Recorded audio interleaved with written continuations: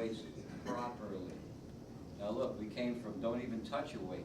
When I was in high school, if you lifted weights, they threw you off the football team. They threw you off.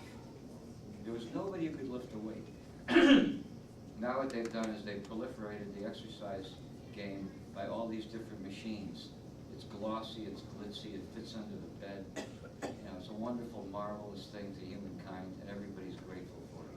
And they stand in the audience and they clap too. That'll let you know it's good. Where are you going with that? You're going to wait for the next new thing and hope that it's the Messiah of bodies? It's not going to be like that. You have to find out for yourself, just like everything else in life. When you buy insurance, when you buy a car, when you pick your education, you've got to be very specific about what you're looking for, and then be very attentive until you get it. And that's the way it is about life. Don't think that because you subscribe to some program, it's going to be a coverall for you. You make sure that you understand what the issues are that you need to address, and then make sure you understand what the proper way is to address that issue. And if you do that, you can maintain yourself. But you can't trust yourself to the exercise god. If we were to, you know, a lion chases a zebra, and that zebra is the healthy ones, you know, you're never going to catch them. Even a gazelle, bam, bam, there's a bounce along, boom, boom. They could run for 20 miles, no problem. But somebody looking at it in a humanistic way, they could say, well, a lion can only run for a quarter of a mile. He gets tired. He needs some cardio. He doesn't need any cardio. His body is fine the way it is for what he has to do. So the whole idea is that if you understand what your body needs, you don't have to have maximum flexibility. Not even a professional athlete, as I mentioned, could have maximum this. Throw the football the best, throw a baseball the best, hit a baseball the best, do all these things. They can only do one or two things.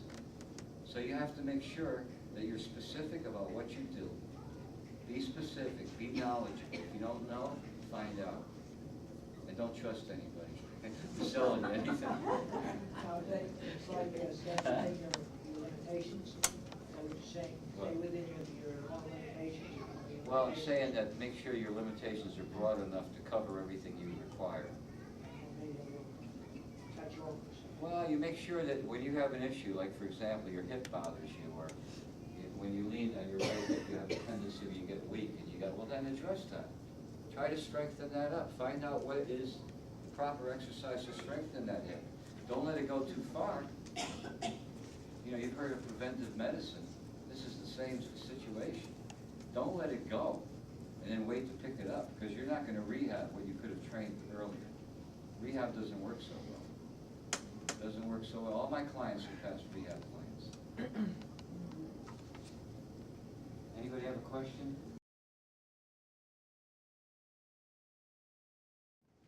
Joe, I don't have a question.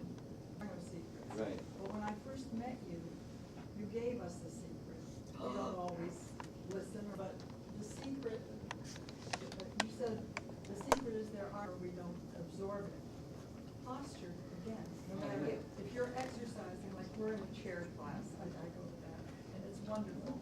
But I notice that, you know, if I'm doing this, I'm like this, posture. Yeah, but posture is the secret, I think. That's right. Oh, it is a secret.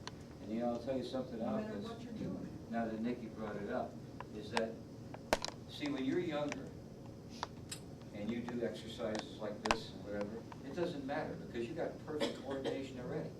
You don't need to get coordination. When you're younger, it's easy to go to finishing school or become an officer and stand with your head back and walk straight because you're young and everything's functioning. But when you're older and your muscles that hold your neck up don't work anymore, you can't do it.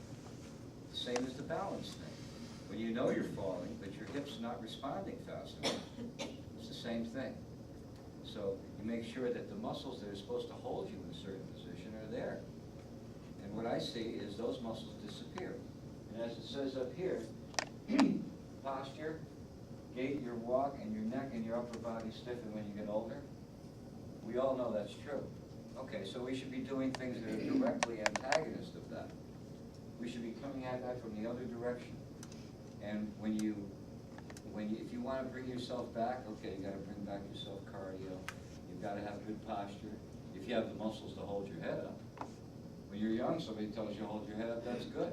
But if your trapezius muscles are gone, you can have all the good intentions in the world and it's not going to pull your head up. So it's got to be a balanced type situation. You can't be taught to stand straight if the muscles that hold you up aren't working. So there's a total picture you have here. You have your cardio, you have aerobic training, whatever you're doing. But make sure that you do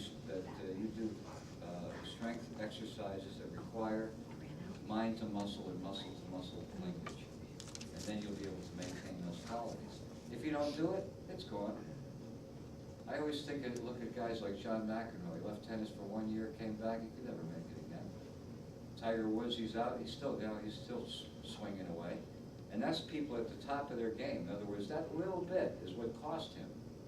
And you think about that little bit every time another day goes by and you don't take care of that situation that you know exists. Whether it's not raising your shoulder up, not being able to reach for that can anymore. And you got to do this, or you got to call Bill or somebody to pick it up for you. Or you lose your balance and you can't control your right leg. And then you keep going to whatever you're doing and hoping that that somehow is going to be taken care of. It's not. It's not. Exercise is fun when you get results. That's when it's fun. Just make sure you get the results. What else? You have anything? I think you're great. Yes. Changed everybody's life in this front row. He's changed Isabella. Isabella? Right? Yeah. Hi, Isabella. Thank you for coming. That's okay. Isabella used to say, forgive me. You can be as cruel as you want. Isabella, I couldn't believe, was walking, forgive me, John, was walking like this. And then about a year ago, I saw her downtown, and she's walking. This is the same girl, but you practice. You really practice. You know, that's a very important point. I'm going to close with this before I just open up questions. Whoever wants. And whoever doesn't want to stay anymore, it's okay. Why do young people walk well? Because they're always moving? That's right. That's why they walk well. They're not walking well because they practice walking.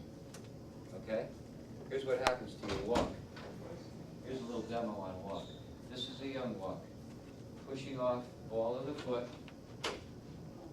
and stepping forward. And what you're doing is you're actually pushing yourself and extending your leg and walking forward. Once the hip muscles go and the thighs go, and you can't push yourself forward, it turns into this.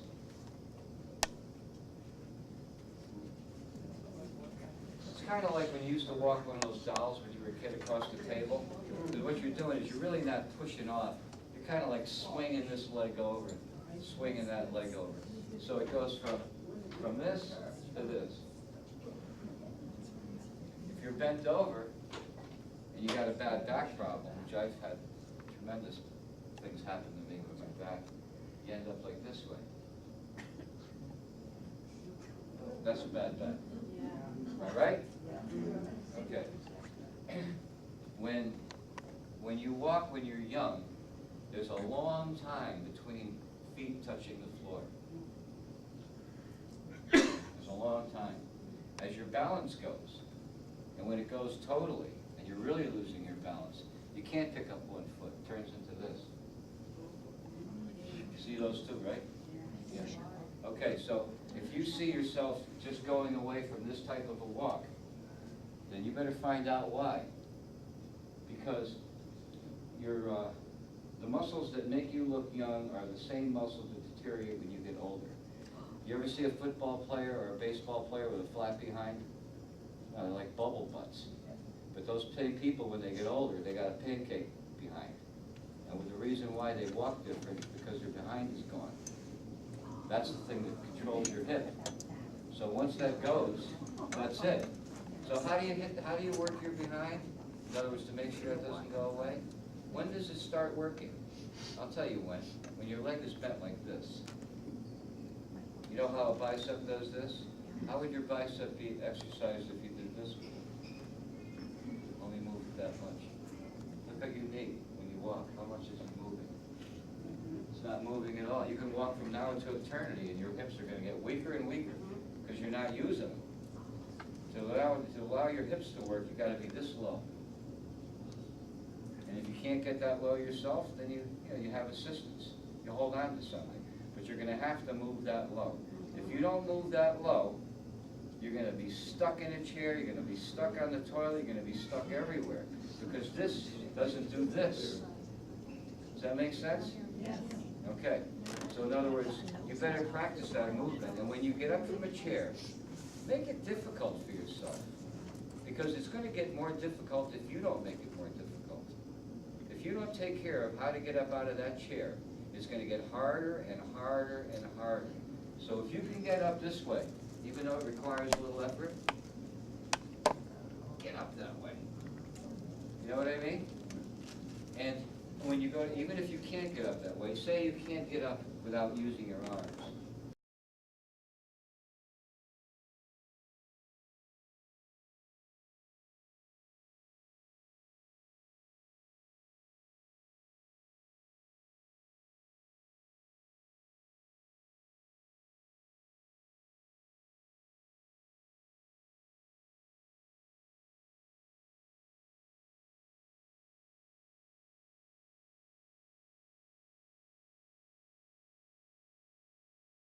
Practice the things that we want to do to keep well. And I've had 5 or 6 different special examinations with doctors this last week, and my last report was absolutely perfect. And no one knows what my age is. I'm not going to tell either. I know. What's the word to you?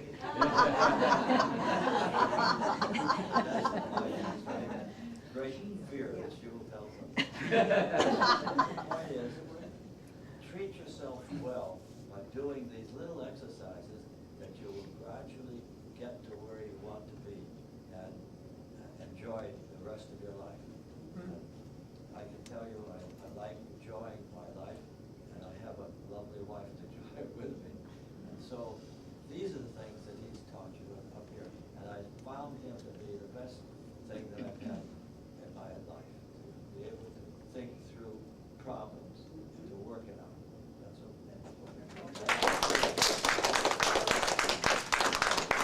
You shouldn't be up here. I think you should be up here. But anyway, you hit it on the head. What is important? Functional independence, right? You never want to have to call anybody. Or I can't do this, or I can't do that. So the whole thing is it is preventable, and you can do it. We do it all the time. My experience is do it all the time. Sperry wasn't as spry as he is now in the beginning. And you don't do it now. Yeah, he wasn't able to do a lot of things. So, and all of my friends, Warren is a strong boy. He does 25, 30-pound dumbbells. Yeah, and I want to thank you.